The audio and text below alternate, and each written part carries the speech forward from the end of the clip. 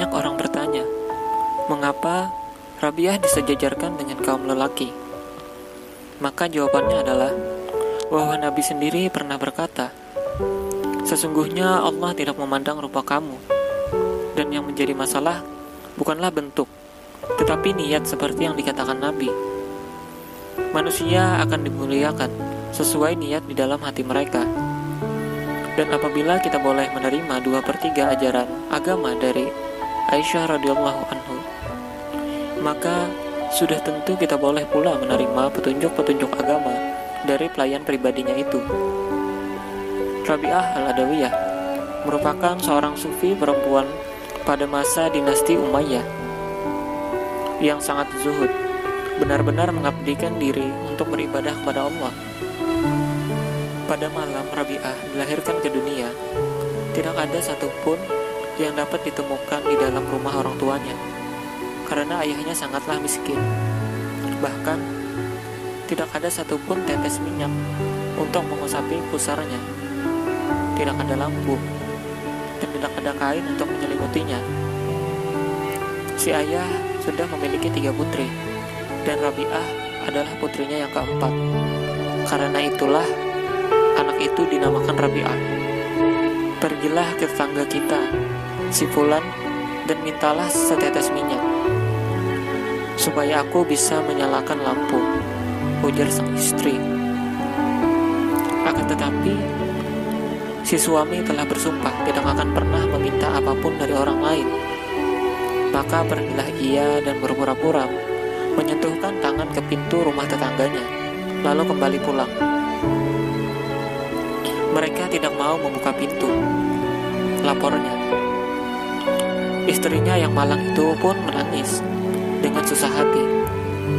Dalam keadaan cemas, si suami hanya dapat menyelipkan kepala di antara lutut dan tertidur.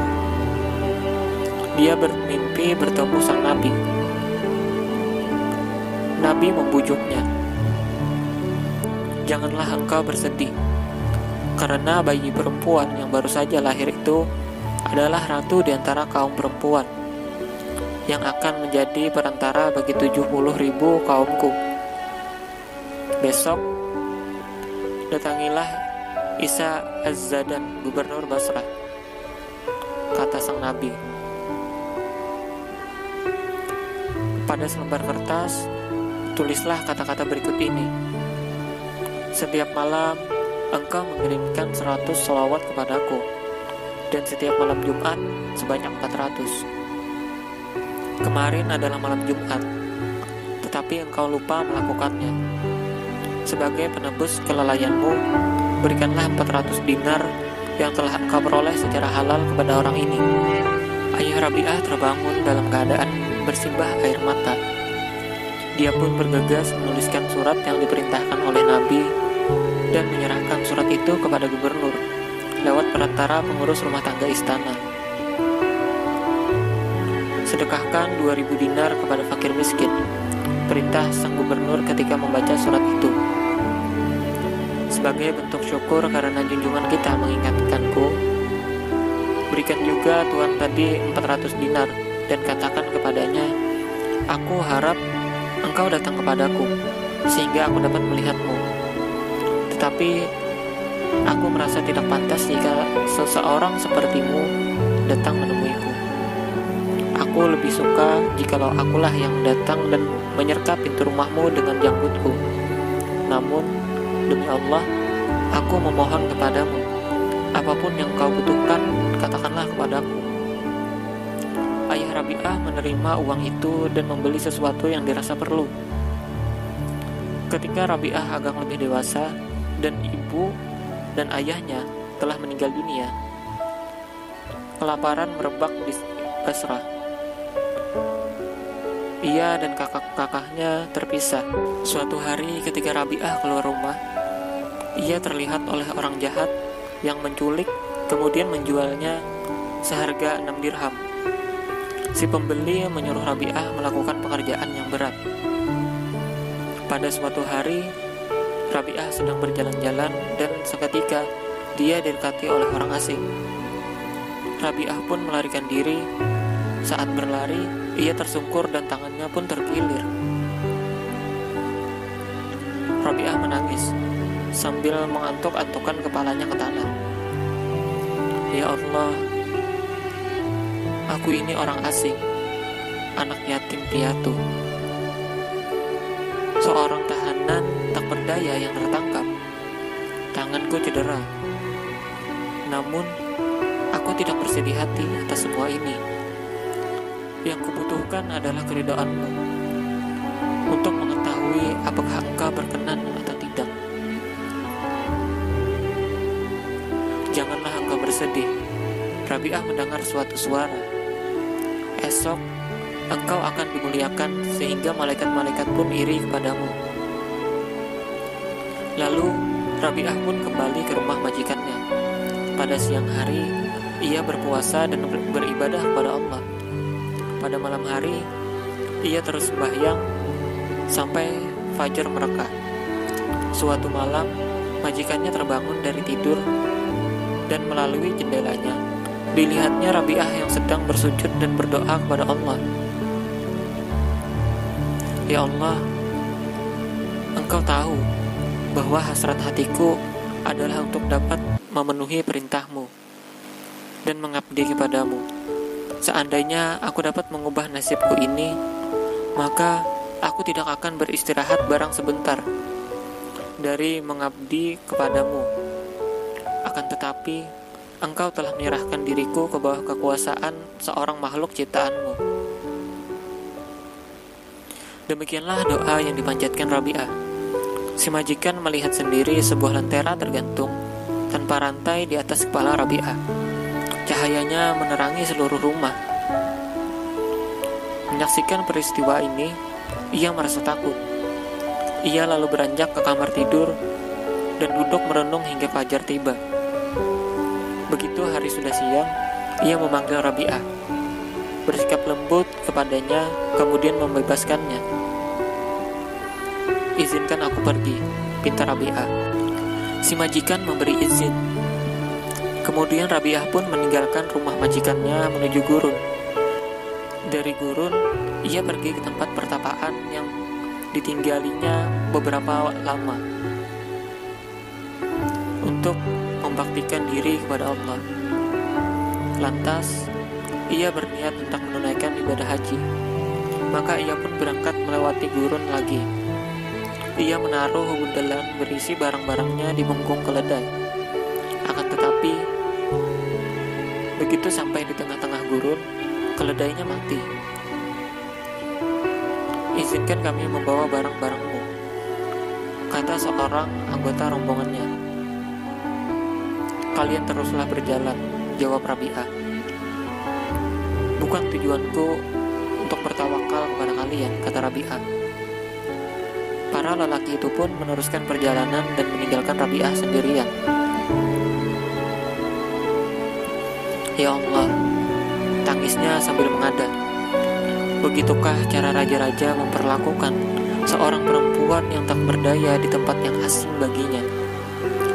Engkau telah memanggilku ke rumahmu, tapi di tengah perjalanan, Engkau membunuh keledaiku dan meninggalkanku sendirian di tengah-tengah gurun ini. Belum lagi Rabi'ah selesai berkata-kata, keledainya bergerak dan bangkit berdiri. Rabi'ah menaruh barang bawaannya di punggung si keledai dan melanjutkan perjalanan. Rabi'ah melakukan perjalanan melewati gurun selama beberapa hari lagi. Sebelum ia berhenti, dia berseru kepada Allah, Ya Allah, aku sudah letih. Ke arah manakah yang harus kutuju? Aku ini hanyalah segumpal tanah, sedang rumahmu terbuat dari batu. Ya Allah, aku memohon kepadamu, tunjukkanlah diri. Allah langsung berbicara di dalam hati Rabi'ah. Rabi'ah, engkau sedang berada di atas sumber kehidupan 18.000 dunia. Tidakkah engkau ingat betapa Musa telah memohon untuk melihat wajahku, dan gunung terpecah-pecah menjadi 40 keping? Oleh karena itu, cukuplah engkau dengan namaku saja. Pada suatu malam, ketika Rabi'ah sedang sholat di pertapaan, Ia merasa sangat letih, sehingga akhirnya tertidur, saking nyenyak tidurnya. Ketika matanya berdarah tertusuk alang-alang dari tikar yang ditidurinya, ia sama sekali tidak menyadarinya. Seorang maling menyelinap masuk dan mengambil cadarnya. Ketika hendak pergi dari tempat itu, didapatinya jalan keluar telah tertutup. Dia meninggalkan cadar itu dan pergi, mendapati bahwa jalannya telah terbuka. Dia mengambil cadar Rabi'ah lagi dan kembali menemukan pintunya terhalang. Sekali lagi dijatuhkannya cadar itu. Dia terus mengulang-ulang hal ini sampai 7 kali. Kemudian dia mendengar suara dari pojok pertapaan. Wahai manusia, tidak usah merepotkan diri. Sudah bertahun-tahun perempuan ini mengabdi kepada kami. Syaitan sendiri tidak berani menghampirinya.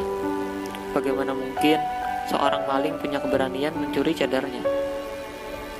Enyahlah engkau dari sini, hai manusia jahanam. Tidak ada gunanya mencoba-coba lagi. Jika seorang sahabat jatuh tertidur, sahabatnya terbangun dan menjaganya.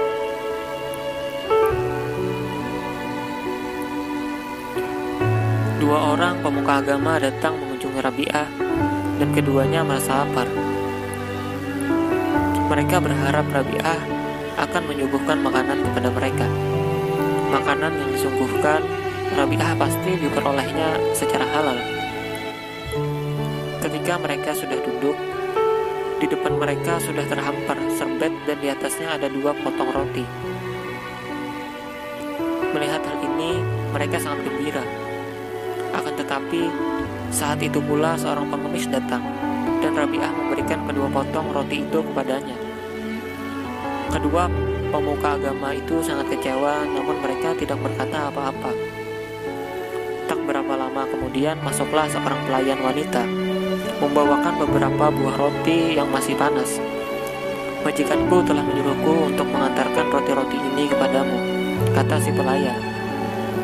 Ia menghitung roti-roti tersebut. Semua berjumlah 18 potong. Mungkin sekali roti-roti ini bukan untukku, kata si Rabi'ah. Si pelayan berusaha meyakinkan Rabi'ah, namun percuma saja. Akhirnya roti-roti itu dibawanya kembali. Sebenarnya yang telah terjadi adalah bahwa pelayan itu telah mengambil 2 potong untuk dirinya sendiri. Kepada nyonya majikannya, ia meminta 2 potong lagi, kemudian kembali ke tempat Rabi'ah. Roti-roti itu dihitung oleh Rabi'ah. Ternyata semua itu 20 potong, dan Rabi'ah pun menerimanya. Roti-roti ini memang telah dikirimkan oleh majikanmu untukku. Kemudian Rabi'ah menyuguhkan roti-roti itu kepada kedua tamunya tadi. Keduanya makan, namun masih dalam keadaan terheran-heran. Apakah rahasia di balik semua ini? Mereka bertanya kepada Rabi'ah. Kami ingin memakan rotimu, tapi engkau memberikannya kepada seorang pengemis. Kemudian engkau mengatakan kepada si pelayan tadi bahwa ke-18 roti itu bukanlah dimaksudkan untukmu. Tetapi kemudian ketika semuanya berjumlah 20 potong, barulah engkau mau menerimanya. Rabi'ah menjawab, sewaktu kalian datang, aku tahu bahwa kalian sedang lapar. Aku berkata kepada diriku sendiri, betapakah aku tega dengan menyuguhkan hanya 2 potong roti kepada 2 orang pemuka agama yang terhormat. Itulah sebabnya ketika si pengemis datang, aku segera memberikan roti itu kepadanya dan berkata kepada Allah yang Maha Besar, Ya Allah, Engkau telah berjanji bahwa Engkau akan memberikan ganjaran 10 kali lipat, dan janjimu itu kupegang teguh. Kini sudah kusedekahkan 2 potong roti untuk menyenangkanmu. Semoga Engkau berkenan memberikan 20 potong roti sebagai imbalannya. Ketika ke-18 potong roti itu diantarakan kepadaku, taulah aku bahwa sebagian roti itu telah dicuri, atau roti-roti itu bukan disampaikan untukku.